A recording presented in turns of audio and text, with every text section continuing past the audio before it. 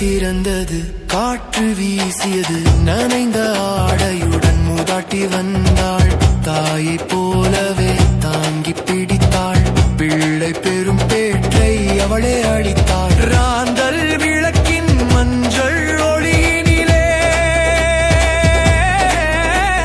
மூதாட்டி முகத்தில் முதுமை மறைந்ததே. நெற்றிக்கண் நாயகன் சாயல் தெரிந்ததே. சிவனின்